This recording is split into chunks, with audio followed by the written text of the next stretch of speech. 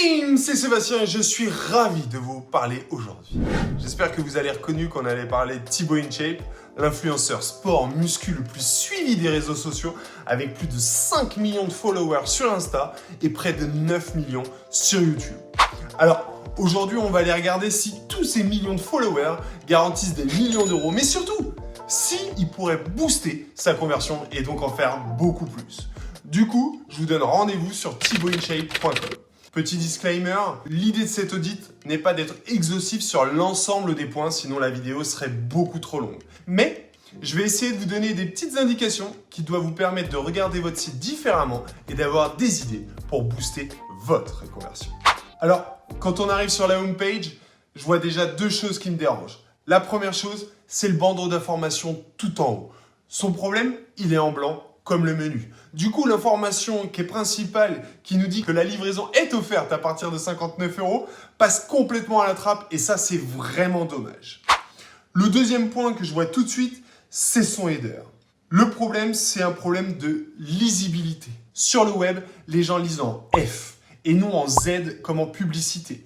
En F, ça veut dire que tout ou une grande partie de l'information doit se passer à gauche. Or là, il ne se passe rien. On voit quoi ? On voit un bout de canapé, une corde à sauter, il n'y a aucune information. On est donc obligé d'aller la chercher ailleurs, soit à droite, ce qui est absolument pas naturel ni pour l'utilisateur, ni pour le regard.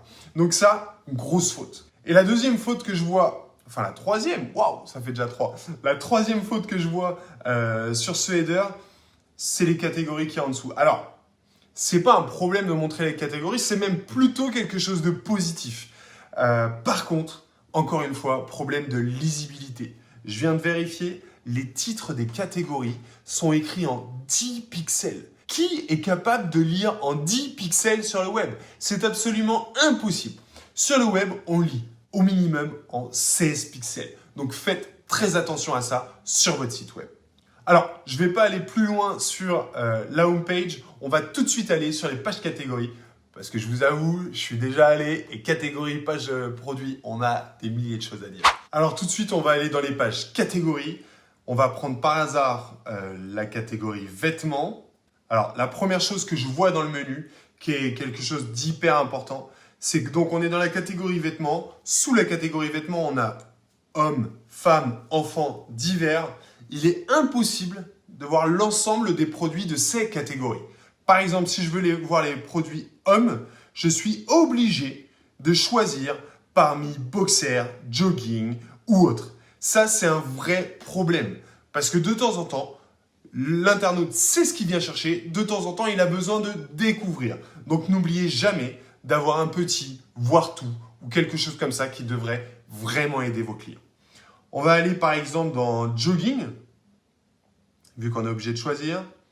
Alors, pareil, gros point négatif, quand on arrive sur la page jogging, qu'est-ce qui manque? Il manque une présence évidente des filtres. Ce qu'il faut imaginer, c'est qu'une page catégorie, c'est comme un vendeur. Dans une boutique, quand vous avez un client qui arrive, il ne sait pas toujours ce qu'il vient chercher. Il a besoin d'un conseiller qui va pouvoir l'emmener dans le bon rayon, qui va pouvoir lui expliquer quels sont les produits rapidement pour lesquels il pourrait avoir un intérêt. Eh bien, la page produit, elle sert à ça. Elle remplace votre vendeur et elle doit être là pour permettre à l'internaute de s'y retrouver facilement. Et donc, les filtres sont indispensables. Là, on voit qu'il y a des filtres qui sont cachés dans un petit onglet et dans lequel on ne retrouve que des filtres de taille, de couleur et de prix. Ce qui est quand même assez limite parce que l'internaute, il ne recherche pas que ça. Et donc ça, c'est un vrai gros problème qui, à mon sens, devrait être réglé. Si vous allez sur des sites comme Asos, par exemple, vous verrez que la barre de filtre, elle est hyper centrale parce qu'en fait, les gens en ont besoin et ça leur permet d'avoir la sensation de faire leur premier choix. Et c'est hyper important. Pourquoi ? Parce que quand on arrive sur une page de jogging comme celle-ci, on ne va pas aller sur toutes les fiches produits. On a besoin de savoir lequel ou lesquels, 1, 2, 3, seront capables de répondre à mon besoin du moment. L'autre point que je remarque tout de suite sur les pages produits, sur la page catégorie, excusez-moi, c'est les photos des produits. Le problème, c'est qu'il a mis des photos dans une sorte de 4/5e qui est un format qui n'est pas idéal pour le web. Pourquoi? Parce qu'en fait, dès qu'on va arriver sur les fiches produits, du coup, le 4/5e va largement agrandir l'écran et donc, il va faire descendre sur le mobile principalement le bouton « Ajouter au panier ». Et ça, on le sait, c'est dommage. Donc ça, c'est les deux premières choses que je vois tout de suite sur les pages catégories. On va aller directement sur une page produit. Je vous propose de rentrer par exemple sur le deuxième jogging, le jogging noir fit. Alors tout de suite, qu'est-ce qu'on remarque sur cette fiche produit? Eh bien, le problème de la photo qu'on avait remarqué sur la page catégorie. La photo étant dans un format qui n'est pas un format idéal, qui n'est pas carré, qu'est-ce qui se passe? Eh bien, ça va faire redescendre l'ensemble des photos et donc, on ne voit pas qu'il y a des photos en dessous. En plus, le deuxième problème de ces photos, c'est que quand on clique pour aller voir un zoom, le carrousel de photos ne s'affiche pas. Du coup, on est obligé de cliquer sur une photo, de recliquer sur la photo pour sortir et ensuite d'aller voir les autres photos. Clairement, je suis prêt à parier que 100% des internautes ne voient pas 100% des photos sur la fiche produit sur lesquelles ils sont allés. Gros problème. Donc conseil, soit vous mettez le carrousel sur la gauche, soit vous mettez des photos carrées, ce qui est toujours mieux. En plus, parce que si demain vous faites du shopping, du Google Shopping avec vos produits, Google va obligatoirement recadrer vos photos en carré, donc autant qu'elles le soient directement. La deuxième chose que je vois, alors c'est le titre, Jogging Noir Fit. Alors, c'est intéressant parce que dans le fit, on a une information produit quand même, où on va savoir que ça va être, comme son nom l'indique, fité sur les jambes. Donc, si vous recherchez quelque chose de large, ça ne va pas être le bon produit. Donc, c'est intéressant, même si je pense qu'il pourrait y avoir un peu plus de bénéfices clients dans ce titre. Il pourrait y en avoir un petit peu plus, peut-être autour du sport, autour de parfait pour sortir ou quoi que ce soit. Mais il faut trouver quelque chose qui va permettre aux clients de se projeter dans le produit. Alors, je ne vais pas vous parler du prix parce que je ne suis pas là pour juger le positionnement prix de Thibaut InShape. Tout de suite, ce que l'on voit derrière, c'est les avis. Alors, c'est dommage, les avis sont sur 2 lignes, ce qui n'apporte pas grand-chose. On a les étoiles, lire avis, note moyenne, 10 sur 10. Bon, voilà, il n'y a qu'un avis et le nombre d'avis. Franchement, ce n'est pas très intéressant. Toutes ces informations-là, on peut les retrouver un peu plus bas dans la liste justement des avis. Je pense qu'une ligne, c'est déjà bien et ça évite de faire redescendre encore une fois le bouton « Ajouter au panier ».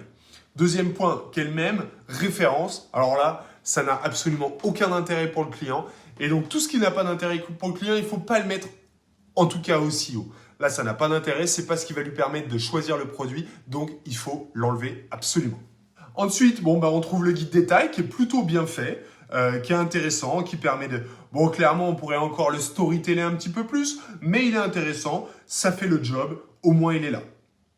Bon, les tailles, le petit picto couleur, qui est un petit peu perdu, il n'y a pas écrit non plus la couleur, ça c'est un petit peu dommage parce que bon là, il n'y en a qu'une, donc ça va, mais quand il y en a plusieurs, ça peut être un peu flou, surtout quand les couleurs se ressemblent. Bon, le sélecteur, l'ajout au panier.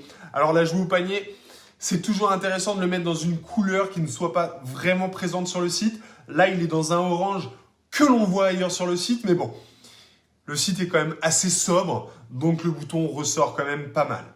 Ce que l'on voit tout de suite après, c'est la description produit. Alors là, le gros problème que l'on a, c'est qu'on est simplement dans une description de caractéristiques. 5% de lycra, 95% polyester, etc. Clairement, ça n'apporte aucune valeur à l'internaute. La seule information qui pourrait avoir de la valeur, c'est le coupe ajusté, prendre une taille en dessus. Déjà en dessus, pas très clair.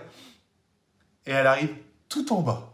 Ça, c'est quand même vraiment dommage parce que pour le coup, ça aurait mérité d'être remonté juste au-dessus de la taille pour éviter que les gens fassent une erreur. Et donc, aient besoin de réenvoyer le produit ou quoi que ce soit. Donc là, il y a un vrai problème de storytelling autour du produit. On n'a aucune information importante et ça, c'est un vrai problème.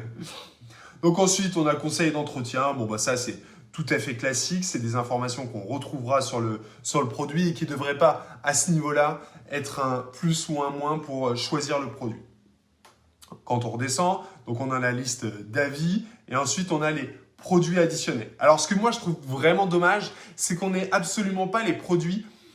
Enfin, on n'a pas la possibilité d'acheter le look de Thibaut. Là, il a un t-shirt, il a une paire de chaussures, il a un bracelet. Si je l'adore, je ne sais pas où le retrouver. Et donc ça, c'est vraiment dommage parce que ça pourrait grandement faire augmenter le panier moyen. Et quand on fait du CRO, quand on fait de la conversion, quand on veut booster son site web, certes, il y a le taux de conversion, mais il y a aussi le panier moyen qui compte évidemment énormément. L'autre problème que l'on voit sur cette fiche produit, c'est qu'on n'a aucune information sur le fait que le produit est en stock, qu'il peut être livré rapidement, je vous rappelle, tout en haut, on ne le voit pas, et sur les conditions de retour. C'est pourtant des informations qui sont indispensables à toute bonne fiche produit. Si le client ne sait pas que son produit est en stock, qu'il peut se le faire livrer rapidement et qu'il peut le retourner facilement, il va avoir une sorte de crainte qui va l'empêcher d'ajouter le produit au panier.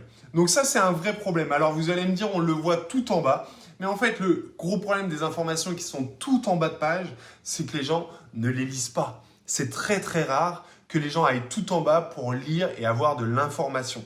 Donc c'est des informations qui sont tellement clés qu'il faut évidemment les remonter et principalement autour du panier, ajouter au panier. Pareil pour les conditions de paiement, aucune information s'il y a du paiement plusieurs fois, s'il y a du paiement à la livraison par exemple, peu importe, mais il n'y a aucune information à ce niveau-là et ça c'est vraiment dommage.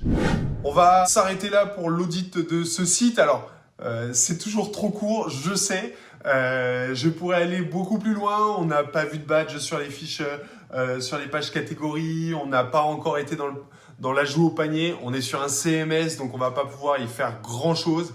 Mais malgré tout, il y a pas mal de choses encore à redire. Clairement, Thibaut doit faire des millions, mais clairement, il pourra en faire beaucoup plus. Son site est clairement amateur, on pourrait vraiment faire mieux. Si Thibaut, tu nous écoutes, n'hésite pas à nous écrire sur Boost Conversion. Et puis si vous, à votre tour, vous avez envie de booster votre conversion, rendez-vous sur boostconversion.fr et on pourra travailler ensemble parce que clairement, vous le savez, on le sait, 90% des sites web sont mal optimisés et il y a clairement des choses à faire. Je vous dis à très bientôt pour un nouvel audit d'un site sur boostconversion.fr. Ciao!